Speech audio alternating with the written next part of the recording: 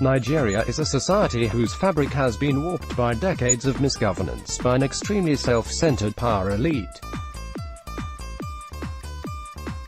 As a result, what is considered as noble and worthy of emulation in more sedate societies are generally overlooked, while valuable attention is focused on barbaric political contests which have little or nothing to do with the interests of the common people. On Saturday, July 28, 2018, a 36-year-old Port Harcourt resident, identified as Mr.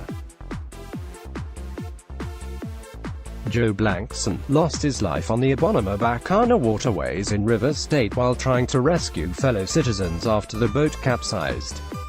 According to eyewitnesses, Blankson was able to rescue 13 people, but on his 14th effort he died, probably from exhaustion. His body was recovered a day later.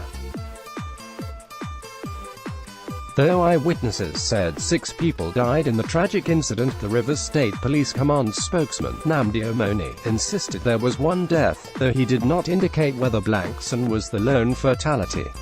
According to Blankson's wife Mercy, who was interviewed by the crew of Tush Spot News, an online TV, he was on his way to Bakana for an event when the tragedy occurred. He did not allow the fact that he had a promising life ahead of him as a successful contractor, and that he had a young beautiful wife and 2 tender children waiting for him at home, to deter him from plunging into the angry waters to save the lives of people he did not know.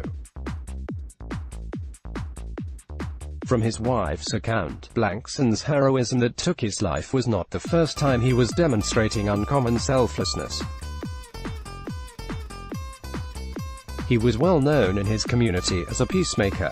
It is this public-spiritedness that is so lacking among the political actors who have cornered leadership at all levels of our country. When they fight, it is not for the common good, it is not a contestation for the superiority of ideas.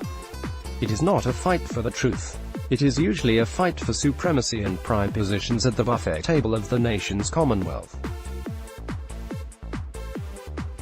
We salute citizen Joe Blankson for his sacrifices. How we wish he survived his ordeal to save the accolades that millions of appreciative Nigerians have been showering on him, especially on the social media. We commend efforts being made in several quarters to raise funds for the support of his young family and call on all well-meaning Nigerians to show their appreciation by giving generously, ensuring that the funds are fully channeled to the family.